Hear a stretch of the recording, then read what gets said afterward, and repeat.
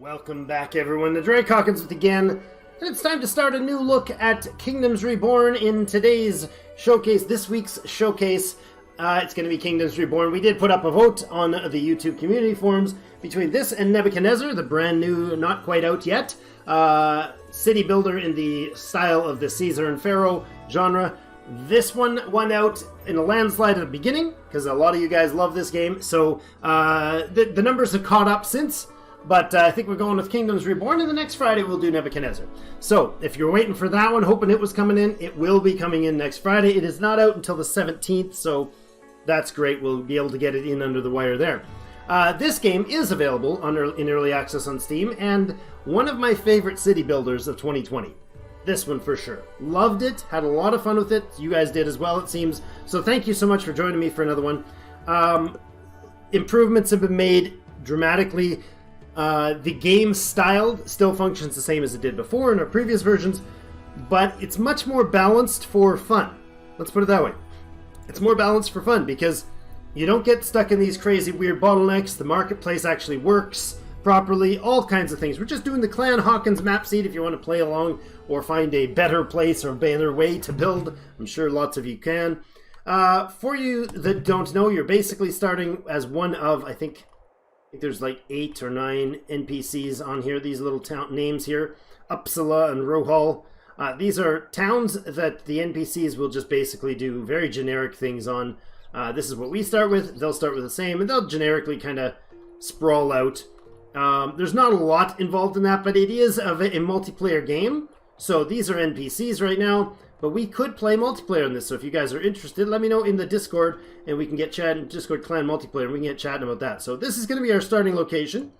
We're going to start over here in the east. We got coal there, there, and there. We got 2 iron locations. We got some cocoa for some chocolate over there. We got cannabis down here. We've got dyes over there for late game. We also have some raw coffee over here to get us through those long early mornings. And some cotton, it seems, up that way as well. So, nice location. Now, this is oceanic or coastal waters. There's salty waters in these lagoons, so that's not great. But these ones, river spots, are going to give us some decent food. We'll look into that when we get there. So, let's start in Zamiadrossi. No, Zamiadrossi was the name of the tree. That's interesting. Let's start in this tile here. It is a jungle tile. It does cause a little bit of disease increase in jungles, but we'll get that sorted out. Select start there. You get to confirm and or change some of the resources you start with. And know it does cost you money to do so. So we could start with, for instance, less stone. We could drop like a bunch of the stone off and save a bunch of money. Let's do that. Let's start with less stone.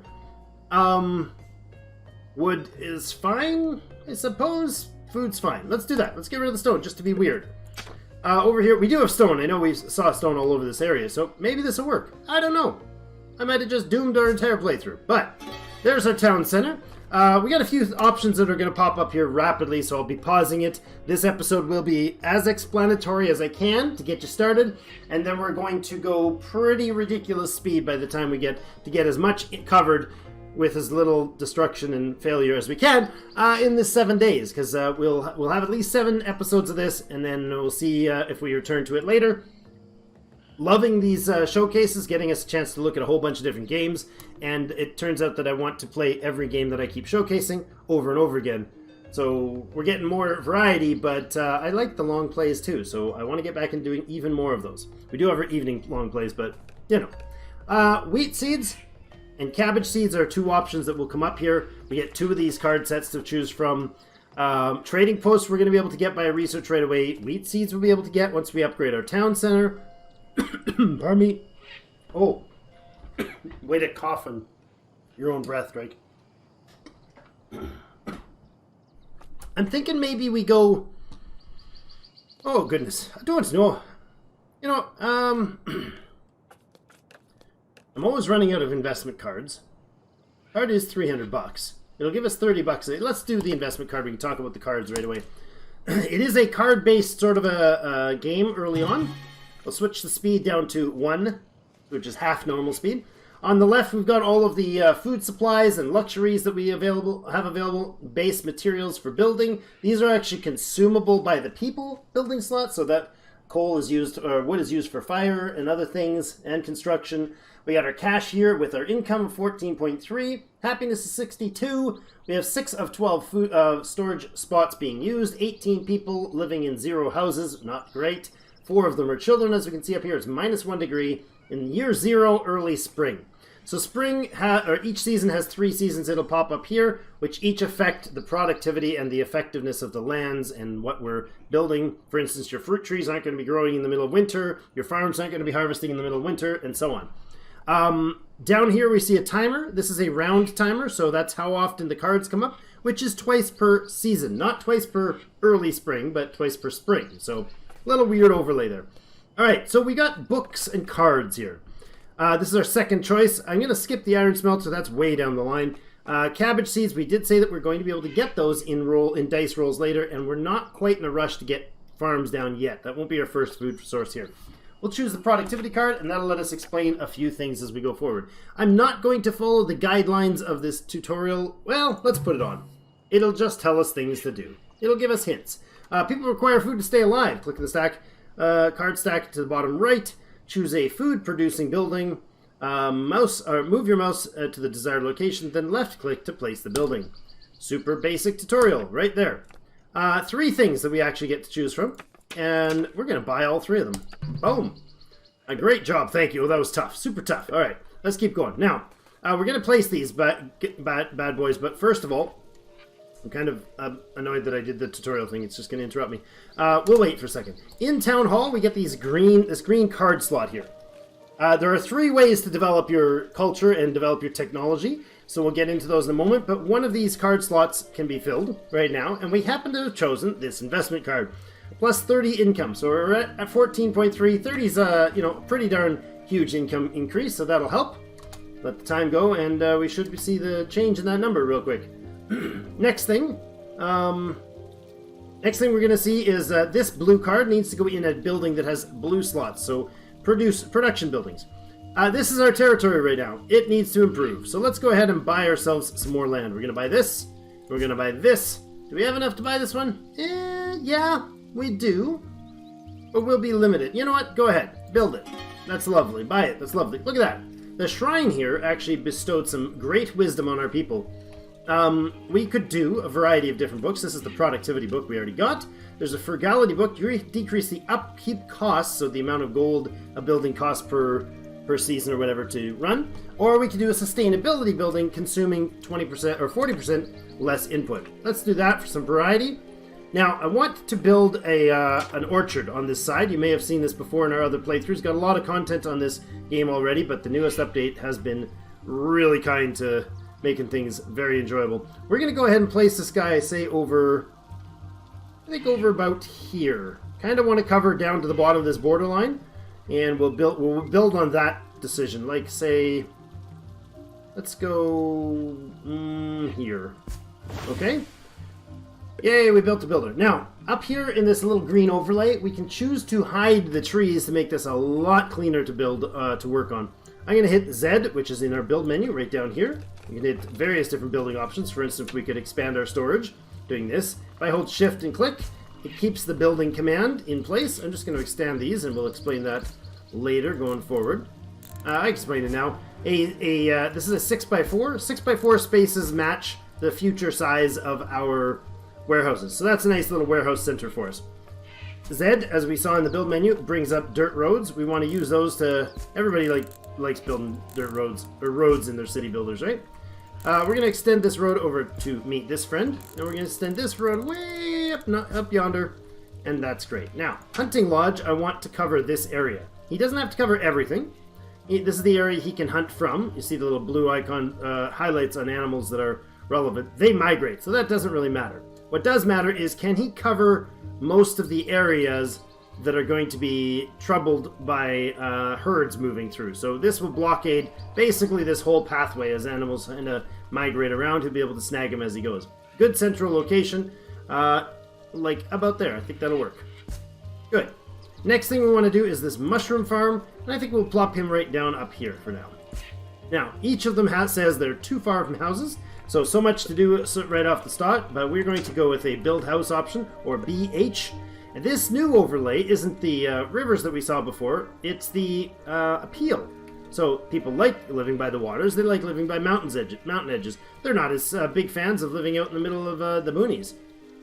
They really dislike things like deserts and sandy areas. So that's not very relevant, but you prefer to keep them high to give them a good start. Now, what I do want to do is make sure that we don't crowd that stuff too much.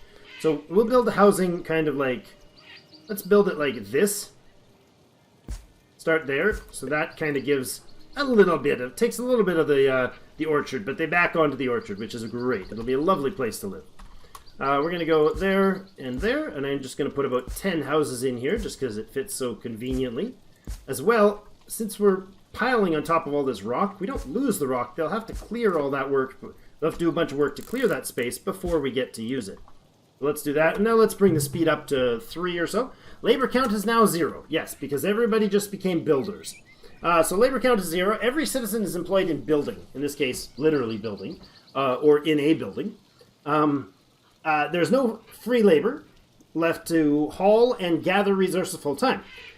This can cause logistics issues resulting in production slowdowns or resources not being picked up. Now these pop-ups and hints are very valuable, and they do clarify something, and I absolutely love that they're here. They weren't here when we started back in the first or second or third series that we did on this one, so nice to see, really great for people to be explained what's going on really quickly, and I love it. To increase your labor count, either expel workers from buildings or manually set the labor count from the town hall or employment bureau. We don't have an employment bureau yet, but we do have a town hall. So these two are set to auto. The game will decide how many buildings you have, how much labor is going on, how many free people you've got, and just put people into there. However, it prioritizes building employment, so somebody working in, for instance, the mushroom farm, over builders, and it prioritizes builders over labor. So we need to manually turn this up. We'll turn it up to like 5. And that should have them switch. There you go. 5 of them just switched up to labor, so they'll actually do moving stuff around. So, for instance, oh, there you go. All these just got big X's on them because there's no trees. So we're gonna have to deal with that. We'll deal with these cards in a second. But in the gather area, we've got the option to gather. That's why it was highlighted for us, because it says gather, mark 10 trees.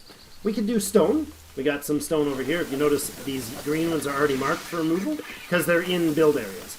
We don't need the stone right now. What we do need is trees. We can do trees for wood, but what I'd like to do is non-fruit trees. I want to keep the nice, ripe, happy fruit trees around the gathering area. This whole place is going to be an orchard. Nice and thick. So what we're going to do is choose that whole nice, big, fat area and say all of the trees that are not fruit trees, we can pull them out of there. Make more room later for more trees. All right. Next quest is to build 5 housing. This is just kind of leading us by the hand to get us started. So we're already on our way with building 5 houses. We just need the trees gathered. If you notice the timer is ticking down here on the right, it's finished around 1. It's mid-spring. We're actually halfway through spring right now. We came up with a Forester. Excellent. Forester's a great option for now. We could do a tavern, but it's an expensive card. We'll pass on that for now. We'll look into that later. We can do my immigration office to bring more people in, but it does take people to house it, so I think we'll slow up on that. I want Forester and the fishing lodge for some food sources. Let's put the fisherman down somewhere. Where can we fit him? I think you can. Yeah, I can get him tucked right in there. Excellent. We'll leave them kind of prioritizing things as they see fit. But the Forester is one we're going to want real quick. So if we look at our orchard, he covers down to about this borderline that we talked about. This is a bigger circle, which is great because we'll be able to fit like 2 of them along here to give the entire area all the trees it needs. I'm going to leave a little bit of space between this, so 1, 2, 3, 4. Boom. And then we can hit B, Y for a hotkey for our storage yards, and put a nice fat storage yard in there. That'll give us the option to do specialized storage for the area and later upgrade it to a warehouse. Let's hit disallow all. We're going to put the papayas and the coconuts in that area. I don't think we get any oranges, but if they do, they can stuff them in there.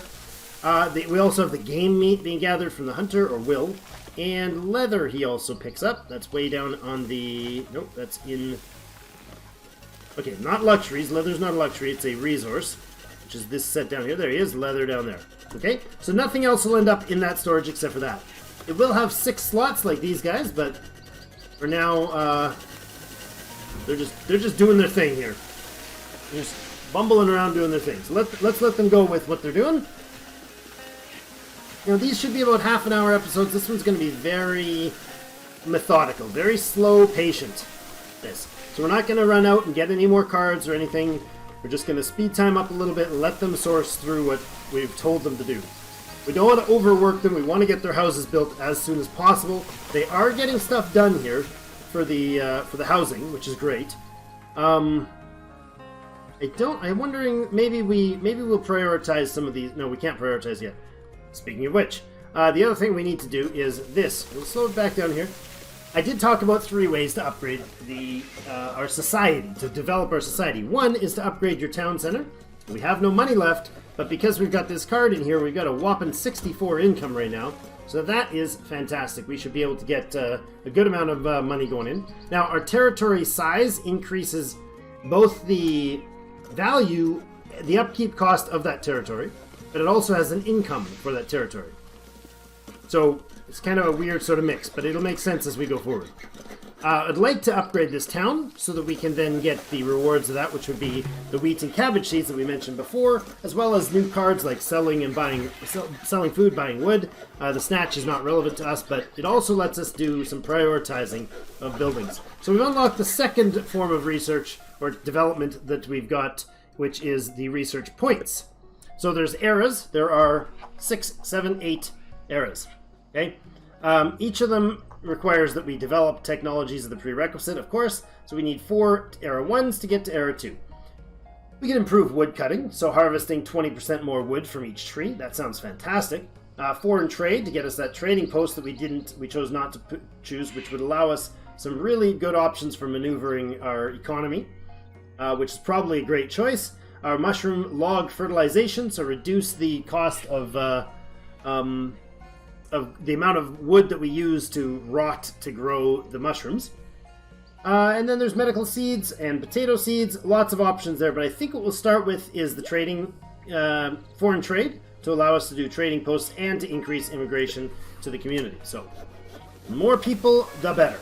So we got a flashing card here. We don't have to use them. We can just leave it.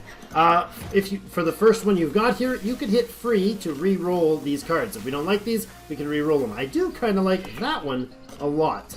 I also kind of like that one a lot, and I think we'll go ahead and buy those, even though it's going to delay our upgrade for our town center, because another fruit gatherer will mean lots and lots of tasty grub for everybody. Oops.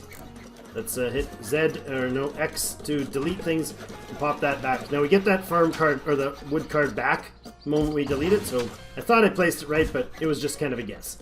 Alright, I think we just got our 5 houses. Lovely. The woods that we were cutting down there seems to have paid off. Again, we're out of wood, but always, because they're gathering the wood as they go. Unlock house upgrades. So that, as we were saying, is the third way that we can get new developments in the community. This is done by upgrading the society as a whole. Better living conditions causes more things like time for libraries and people to work on beekeeping and become tailors and do brickworks and schools and paper making and inventors and chocolate making. Come on. Each of those is level 1 plus, then level 2 plus. So we need to have, in this case, 10 level 1 plus houses, and that'll unlock beer brewing, which is awesome, but we need wheat for that. Well, not just wheat. You actually do wheat for beer. We can do mushroom beer. We can also do orange cider. All those to provide beer for the people. We can also do pottery now, and the wood industry, so furniture for our people. Each of those things, now, what do they do? We could get a furniture workshop here. Okay. Let's go ahead and buy a furniture workshop, and we're going to go ahead with the potter, actually. The clay. I'm not going to use the furniture. Oops, not enough money to purchase. Oops. Let's sell that card. Beer brewery. No, thank you for now. Oh, no, I screwed up. I shouldn't have gotten the furniture card. That's all right. Stats Bureau. Interesting choice. We'll go ahead and bring that online for sure. He can go right up in here, I think. Right beside the mushroom farm. Rather pointless building for now, but whatever. We'll keep it. Making 113, that is fantabulous. Potter. We'd like to make potters, but we need the clay that we just declined on by accident. I got another forester. That's great. Let's go ahead with another Forester. You know what? No, we're going to pass on the Forester card. We only have this area covered, so we'll let the Forester do his work. These guys are now ready, so the hunting lodge is ready there, and the fruit gatherer is ready there. We can upgrade pest traps because we have a hunter. They can help each other out. So the hunter helps the fruit gatherer, and the hunter gets some fruit bait from the fruit gatherers, and the fruit gatherer in turn gets pest traps from the hunter. That's great. So each of those are upgrading productivity, right? So the 30% productivity increase with that upgrade, and this one gave another 30% to the hunters. Conversely, we can also do the upgrade smoking chamber, 30% increase with 13 stone. We'll take care of that trader in just a moment, and we can upgrade the delicate gathering with spending some very pricey and very valuable tools to give a 20% increase to that productivity.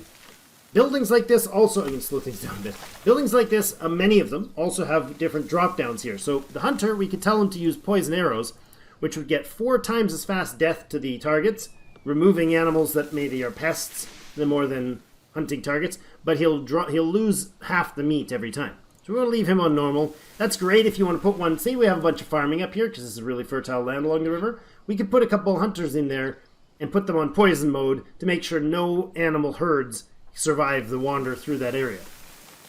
Alright, so the other option down here is the fruit gatherer. We could tell him to go meticulous, which would mean he gathers 30% more fruit, but takes twice as long to do it. So it reduces his overall, but he uses up the fruit better. So if there's not enough trees for him to go all season, that's a good choice. We'll leave him on normal. There'll be lots of trees because this guy we're going to change to prioritize planting. Actually, yeah, just prioritize planting and planting fruit trees, please. So he's just going to orchard the crap out of the place, all right? That's all he's going to do is just plant fruit trees. We're not even going to give him upgrades because he's just going to be planting trees for now. Okay, now this caravan has arrived. This is a, you don't have a trader, so whenever this guy comes by, you get a chance to sell or buy 80 units worth of something. We have a decent amount of papayas we could sell. We've got some meat and some mushrooms. We also could sell medicine, but it's very valuable, but it's also very valuable. We need it. Steel tools are crazy expensive, but it'll be a long time before we get those. So I think we'll just sell papaya.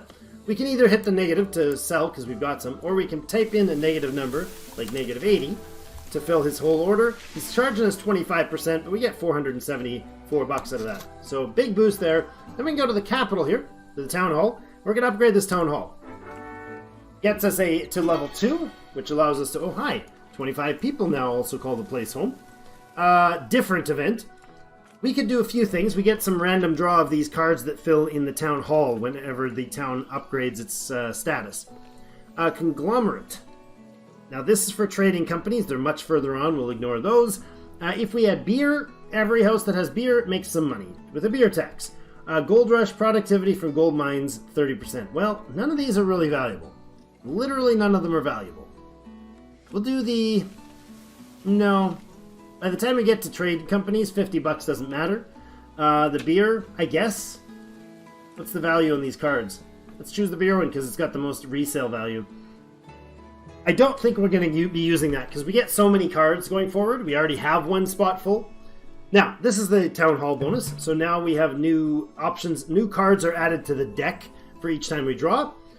Really need to get to those. Now we also have the prioritizing, so we can tell them to focus on building certain things, focus workers here. We could say always, prioritize this, start this, then they'll always try to keep workers on the mushroom farm, for instance, if that's what we wanted to do. All right, Town Hall's level 2, wonderful. Now we just timed out our second. We're in the early winter right now, which is terrifying already. But we do have some food production. We got some fruit there. We got some hunting going on. The forester's planting in some nice trees. We got our fishing going on down here, which we can upgrade, and we got our farms up here. We could spend 31 stone to increase the productivity of the mushroom farms when they're at full capacity. There are always some sort of limitings or stuff like that. We could spend some money to increase juicy bait. Tasty. 25% bonus. We could spend some of those super expensive tools, but 50% increase in the fish production. Sounds great. We could upgrade the number of workers available here, which might be a good choice as well, to increase the number of food, the amount of food that we can get, and this one will jump its productivity as well. I think we're going to go ahead with that and kind of pack as much into these places as we can early on. Now you notice there's nobody working here. If I start, there's still nobody working here. Why? Because it's winter. They can't get fruit in the winter, so not ideal. But I do want the fruit gatherers to keep their priority top. Right? Now this guy's also ready, so we can give him the upgrades as well. Forester, like we said, we're not upgrading because he's just going to be doing planting. Our mushroom farm's underway, and we got our stats bureau that will eventually be built in here. Now we got 10 houses. How's our housing? We can hold 40 people. We have 26. Good. We've got a little bit of space left in our storage too, so that's not bad. We have 494 food and 4 decks of cards. So let's start using some of these decks of cards to get a little more stuff going. We'll go with another forester. We can expand the forestry up there. We could also go with the stone quarry to start getting a production of stone going forward. Probably a good idea. We also have a coal. This mountain here is coal rich, so we could do that as well. We have 358 bucks, and our income is quite nice right now. I think we'll do the coal and the forester. Ah, clay pit. Lovely. We did want that carpet. Uh-oh, not enough room. So we'll cancel. We still have 3 decks to choose from in there. When it reaches 5, it will automatically wipe those 5 decks and switch to 1 new deck and give us a wild card, which we basically build anything with. It's nice, but it's... oh. Mistakes were also made here, and I'm going to fix them. Am I going to fix them? How am I going to fix them? That's unfortunate. I accidentally closed this area here. I didn't mean to. You know what? We're going to take it out. The fruit farm is not currently there. Oh yes, our deck is full. Can't do that. I want a road through here to go to the mountain here, so we can then find our coal mine, which has to be on a coal-bearing mountain. We can zoom out and see that this province does have coal in it. So if I'm on here, it's fine. If I go up to, I guess, no real way to tell that. Over here. Nope, we're not near any farms. But anyways, if I was on a mountain that didn't have coal in it, like down here, it would say that we need a coal-bearing mountain. We can go basically as far into the hills as we can with this, so that it takes up as little space of the orchards as possible. Hitting Z to bring up our road. Good. So now that's there. Let's go ahead and pop that guy out and put in our storage device, our storage unit right there, and then put the fruit builder back there. Unfortunately, we will have lost the resources that we spent upgrading it, but they are very cheap upgrades. Very cheap. Force steel tools is not cheap, right? But the rest is. All right. So forestry here. We're gonna go up. I think up right about there is as far as I really need to go with this. Good question. Yeah, we will. I will switch these down to lower employment use later. Right now, they're just prioritizing planting. When we can see, under this, we switch the layer up, that this is thoroughly and thickly planted with all fruit-bearing trees, then we can kind of reduce their labor costs. Drop them down to like only 1 person allowed to work in the place, for instance. All right, let's get speed rolling again. We have our pottery, but we also had our clay pit there. I'm going to grab that and the other fruit gatherer. Perfect. Now we'll leave us with 2 cards. Put our next fruit gatherer, who's going to be up about... let's go with another 4 tile block. Yeah, that'll do. And the Y in here. There, we don't want to actually put it in, I just want to make sure I can fit it in there. They'll put trees in there and we can just chop them out later if we need to. So, we've got 3 fruit gatherers set up here. So when spring comes again, we hopefully will be able to do something with them. Now, we need our population to keep going because we're definitely not overstocked on people. There's some fish coming in. Good, that happens all season round. So does the mushrooms. If they've got wood. They're going to be running out of wood real darn soon, so that's not great. Next thing I want to do is actually get some more forestry going. Now, up here might be a good choice, but there is also the farm that's going to go along here. Is that enough space for a forestry? Maybe. Could do beer brewing, but it would have to be mushrooms that we brewed, because we don't really have much else. I think we'll put the pig farm up there. Pig farm's going to get us a new food source going here. Now, I don't want to crowd this way because our fruit is going to be there, but if we could put it, say, like this, What's in the way? Was that a mountain? That is a mountain spot. That's unfortunate. Okay. Not ideal, but, yeah, that's very awkward. Darn it. Okay, can't place there. Oh, we can't place over the shrine either. Oh, I did not know this. This is news to Drake. Okay, so we can't at all put it in there. We can put the pig farm right here. A little crowded there. We can get some more space by buying some turf out here. Put some forestry maybe in this area, or forestry up here. We definitely need more forestry. That's what we need right now. We don't have the money to buy up a new piece of ground. Although we could spend some food to do it. We have lots of that. They're cold, which means they're not getting any wood. Alright, let's start clear cutting. All trees can go from, say, this area up here. Because that's all going to be farmland eventually.